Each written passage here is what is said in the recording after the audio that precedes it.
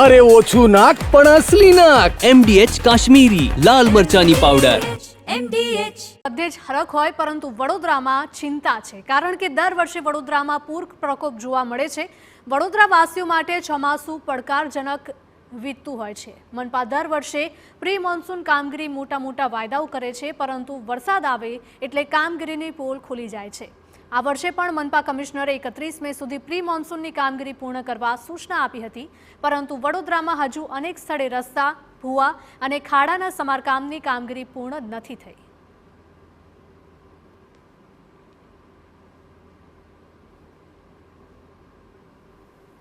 ઓછામાં ઓછા આ શહેરની અંદર 100થી ઉપર વધારે ભૂવા પડ્યા છે, મોટા.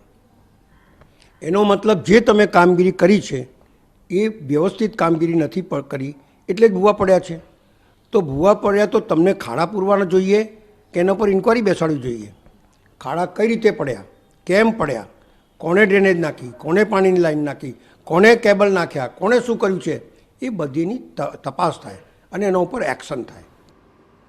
દર વર્ષે પ્રી મોન્સૂનની કામગીરી પાછળ કરોડો રૂપિયાનો ખર્ચ થાય છે, પરંતુ બાદમાં ચોમાસાની પરિસ્થિતિ ઠેરની ઠેર જ જોવા મળે છે. મનપાની સ્ટેન્ડિંગ કમિટીના ચેરમેને દાવો કર્યો છે કે 90% જેટલી કામગીરી પૂર્ણ થઈ ગઈ છે અને જ્યાં રસ્તાઓની કામગીરી ચાલે છે ત્યાં બેરિકેડ મૂકવામાં આવશે, જેથી રાહદારીઓને તકલીફ ન પડે. જે અલગ અલગ ઝોનના ડેટાનો અભ્યાસ કર્યો, અલગ અલગ એક્ઝિક્યુટિવ એન્જિનિયર જોડે જે માહિતી મેળવવામાં જ્યાં 70થી 95% જેટલી કામગીરી અલગ અલગ ઝોનમાં પૂર્ણ થઈ છે.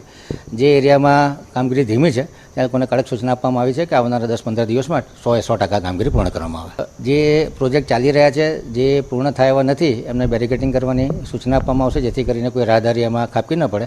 વડોદરા શહેરમાં વિશ્વામિત્રીનો જેટલો મહત્વનો પ્રોજેક્ટ છે તેટલી જ જરૂરિયાત પ્રી મોન્સૂનની કામગીરીને પણ સમયસર પૂર્ણ કરવાની છે. તંત્ર દ્વારા દાવો કરવામાં આવી રહ્યો છે કે 31મી મે સુધીમાં જ્યારે પ્રી મોન્સૂનની કામગીરી પૂર્ણ કરવા માટેની વાતો કરવામાં આવી હતી, તે દરમિયાન તમામ જે કાંસ છે, નાળાઓ છે, તેની સફાઈ કરવામાં આવી, પરંતુ રસ્તાઓ પર જે ખાડાઓ પડેલા છે, જે રસ્તાઓ પર ભૂવાઓ પડેલા છે, તેનું સમારકામ યોગ્ય સમયે પૂરું નહીં કર્યું હોવાની પણ દ્રશ્યો સામે આવ્યા છે. વાત કરી રહ્યા છે વડોદરા શહેરના ઉત્તર ઝોનમાં આવેલા સમા અબાકસ સર્કલ પાસેની, કે જ્યાં આગળ ભૂવો મસ્ત મોટો પડ્યો છે, પરંતુ તેના પુરાણ માટેની કોઈ જ વ્યવસ્થા કરવામાં નથી આવી. બેરિકેડિંગ કરેલા જે બેનરો છે, પતરાઓ છે, તેને પણ પડી ગયેલા છે. સાથે જ ઠેર ઠેર રસ્તાઓ પર વર્ક ઇન પ્રોગ્રેસના બેનરો લાગેલા છે. ઉલ્લેખનીય છે કે તંત્ર દ્વારા જ્યારે પ્રી મોન્સૂનની કામગીરી મે મહિનાના અંત સુધીમાં પૂર્ણ કરવાની હોય છે, કારણ કે જૂન મહિનામાં ચોમાસું ગમે ત્યારે દસ્તક દેતું હોય છે, ત્યારે તેની વચ્ચે હાલ આજે પ્રી મોન્સૂનની કામગીરી છે તેના જે દાવાઓ છે તે પોકળ સાબિત થઈ રહ્યા હોય તેવા સ્પષ્ટપણે દ્રશ્યો જોવા મળી રહ્યા છે.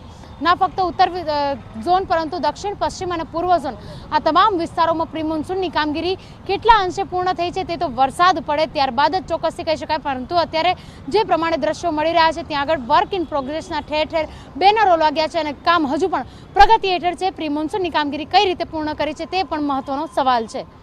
કેમેરા પર્સન રોહિત ગોયલ સાથે અંજલિ ઓઝા, TV9 વડોદરા. MDH બિરયાની મસાલા, પારંપરિક બિરયાનીનો અસલી સ્વાદ. असली मसाले साथ साथ MDH